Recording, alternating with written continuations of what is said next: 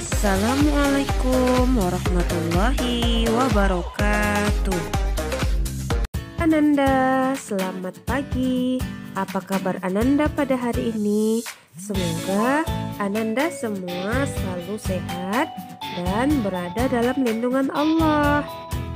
Baiklah Ananda, pada hari ini kita telah masuk pada pembelajaran tema, yaitu pada tema 6, panas dan perpindahannya, subtema 3, pengaruh kalor terhadap kehidupan, dan kita telah sampai pada pembelajaran ketiga dan keempat.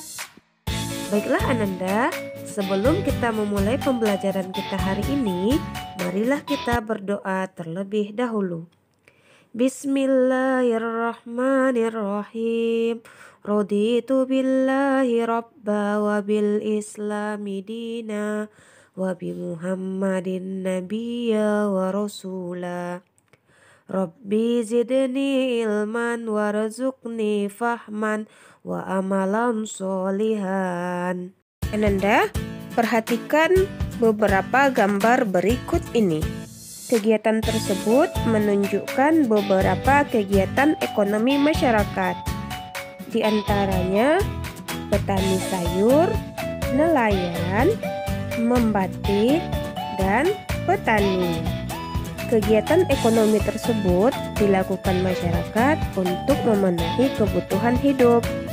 Selain untuk memenuhi kebutuhan hidup, kegiatan tersebut juga sangat berpengaruh terhadap kehidupan sosial, budaya, dan ekonomi masyarakat. Misalnya kegiatan membatik yang merupakan salah satu warisan sosial budaya Nusantara Indonesia. Tahukah Ananda apa pengaruh masyarakat terhadap lingkungan sosial budaya? Untuk mengetahuinya, mari kita lanjutkan pembelajaran kita untuk hari ini. Peran masyarakat terhadap lingkungan sosial budaya. Masyarakat Indonesia merupakan masyarakat yang selalu menghargai warisan budaya nenek moyangnya, mulai dari peristiwa kelahiran hingga kematian. Terdapat tradisi yang terus dijalankan hingga kini. Meskipun ada kecenderungan masyarakat untuk mengurangi kegiatan tradisinya dengan berbagai alasan, akan tetapi kesadaran masyarakat untuk kembali menghidupkan tradisi-tradisi nenek moyang kembali meningkat. Selanjutnya, kegiatan ekonomi masyarakat di dataran rendah. Dataran rendah merupakan dataran yang luas dan rata. Dataran ini terletak di ketinggian 0 sampai 200 meter di atas permukaan laut. Dataran rendah juga dikenal dengan istilah aluvial. Aluvial merupakan salah satu jenis tanah yang berasal dari endapan aliran sungai. Tanah jenis ini juga subur dan baik untuk bercocok tanam. Selain itu, dataran rendah memiliki area yang relatif datar sehingga kondisi ini membuat perpindahan masyarakat serta pengangkutan barang dan jasa menjadi lebih mudah. Kemudahan tersebut membuat dataran rendah berkembang menjadi pusat kegiatan masyarakat. Salah satunya adalah kegiatan pembangunan pada bidang ekonomi seperti menanam padi dan menangkap ikan. Petani memanfaatkan lahan subur di daratan rendah untuk bercocok tanam seperti menanam padi, jagung, atau sayur.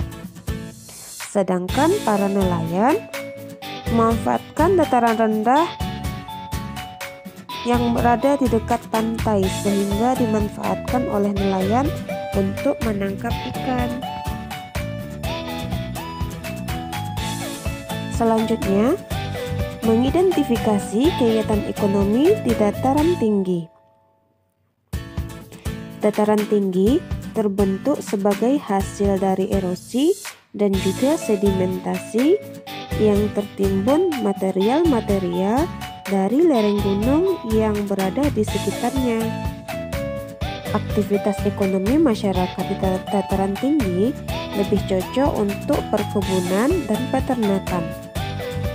Kedua kegiatan tersebut dapat dilakukan secara individu atau berkelompok. Interaksi manusia dengan lingkungan di bidang ekonomi dipengaruhi oleh beragamnya mata pencaharian masyarakat Indonesia. Perbedaan ini jugalah yang disebabkan oleh sumber daya alam yang terdapat di sekitarnya. Petani memanfaatkan lahan subur di dataran tinggi untuk bercocok tanam, yaitu tanaman teh. Ananda, coba perhatikan gambar berikut ini.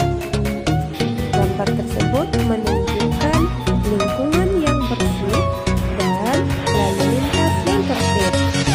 Hal tersebut karena masyarakat menyadari untuk menjaga kebersihan dan selalu mematuhi aturan berlalu lintas.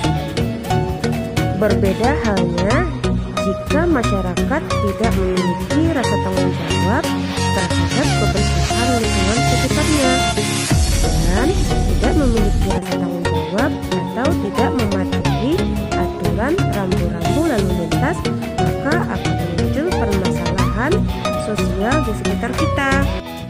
Setiap warga negara mempunyai tanggung jawab yang harus dilaksanakan sesuai peranannya di dalam masyarakat. Salah satu bentuk tanggung jawabnya adalah melaksanakan nilai-nilai Pancasila sebagai dasar negara. Nilai-nilai dalam Pancasila menjamin terjadinya masyarakat yang saling menghargai demi kepentingan bersama. Karena itu, kita harus mengikuti seluruh aturan yang ada di lingkungan masyarakat. Jadi, jika warga masyarakat tidak melaksanakan tanggung jawabnya, dapat menyebabkan terjadinya masalah sosial di antara kita. Berikut ini beberapa contoh permasalahan sosial yang ada di sekitar kita. Yang pertama, sampah. Sampah yang berserakan akan mengganggu keindahan lingkungan dan menjadikan lingkungan menjadi tidak nyaman. Untuk mengatasi masalah sampah dapat dilakukan dengan membiasakan dan menganjurkan membuang sampah pada tempatnya. Juga dapat dilakukan dengan program daur ulang sampah. Yang kedua, kali atau sungai yang kotor. Kali atau sungai kadang-kadang dijadikan tempat pembuangan sampah bagi warga masyarakat maupun limbah dari pabrik.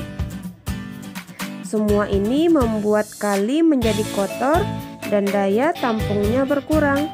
Akibatnya, pada musim penghujan, air kali meluap dan menyebabkan banjir. Dan yang ketiga, bangunan liar. Bangunan liar sering kita jumpai berada di atas saluran air, di trotoar, di taman-taman kota, dan di kolong-kolong jalan layang. Hal ini akan menyebabkan banyak masalah bagi kesehatan dan kebersihan lingkungan yang menimbulkan efek ketidaknyamanan bagi masyarakat. Untuk mengatasinya antara lain dengan menertibkan bangunan liar, menuntaskan kemiskinan, dan membangun rumah susun bagi warga yang tidak mampu. Selanjutnya, kemacetan lalu lintas.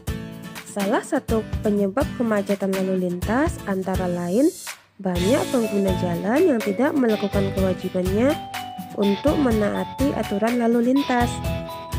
Hal tersebut dapat menimbulkan ketidaknyamanan dan ketidakamanan bagi masyarakat atau para pengguna jalan dan masyarakat sekitarnya. Untuk mengatasinya dengan sosialisasi tertib berkendara, penegakan peraturan lalu lintas, dan dengan menambah ruas jalan baru. Oke Ananda, cukup sekian pertemuan kita hari ini. Lebih dan kurangnya Ustazah mohon maaf. Sampai jumpa di pertemuan selanjutnya. Wabillahi taufiq wal hidayah. Assalamualaikum warahmatullahi wabarakatuh.